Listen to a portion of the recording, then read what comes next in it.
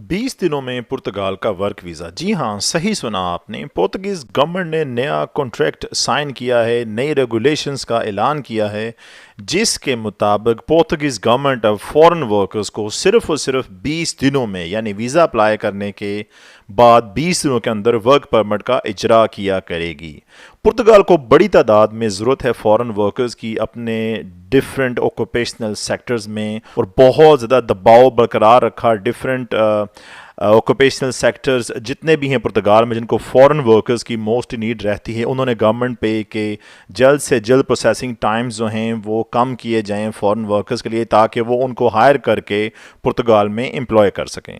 15 अप्रैल से जो भी एम्प्लॉयर पुर्तगाल में किसी भी बंदे को स्पॉन्सर करेगा किसी भी थर्ड कंट्री से, तो उसको प्रोसेसिंग के लिए सिर्फ और सिर्फ टोटल 20 दिन का टाइम लगेगा।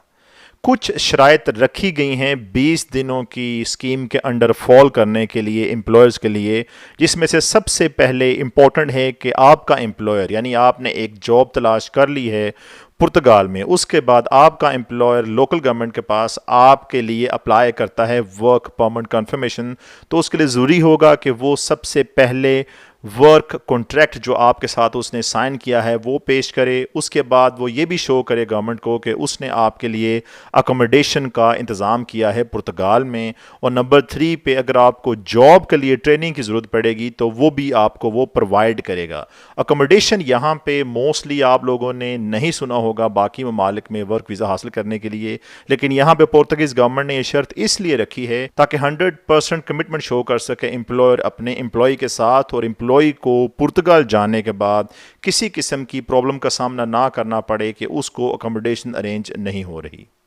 ये नई रेगुलेशंस पोर्तुगीज़ गवर्नमेंट को ना सिर्फ हेल्प करेंगी अपनी कंट्री में लेबर शॉर्टेज को कवर करने के लिए डिफरेंट ऑक्यूपेशनल सेक्टर्स में जिनमें बहुत ज़्यादा ऑक्यूपेशंस शामिल हैं, बल्कि लोकल एम्प्लॉयर जो कि अरसा दराज से परेशानियों का शिकार रहे हैं कि वो जब किसी बंदे को हायर करते हैं उसके लिए वीज़ा अप्लाई करते हैं वर्क परमिट, तो बहुत ज़्यादा टाइम लग जाता है, और इसी अरसे में अगर उन्हें कोई और सूटेबल वर्कर मिलता था तो वो उसको पुर्तगाल से हायर करके अपने पास रख लेते थे। इसके अलावा जो लोग पुर्तगाल में ऑलरेडी मौजूद हैं मोस्टली उनमें से ऐसे अफराद की है जो कि बिना वीज़ा के पुर्तगाल में एंटर हुए हैं माजी में, और मोस्टली उनमें से अनस्किल्ड अफराद हैं। इसीलिए स्किल्ड लोगों की अलग से पुर्तगीज़ गवर्नमेंट को नीड रहती है अपनी लेबर मार्केट के लिए। आप लोग इस तमाम प्रोसेस से फ़ायदा उठा सकेंगे नहीं, नीचे कमेंट बॉक्स में अपनी आरा का इज़हार ज़रूर कीजिएगा।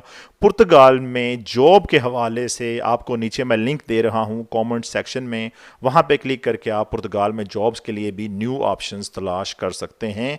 अपना बहुत सा ख्याल रखें। अगले वक्त तक के लिए अल्लाह हाफ़िज़ नासिर।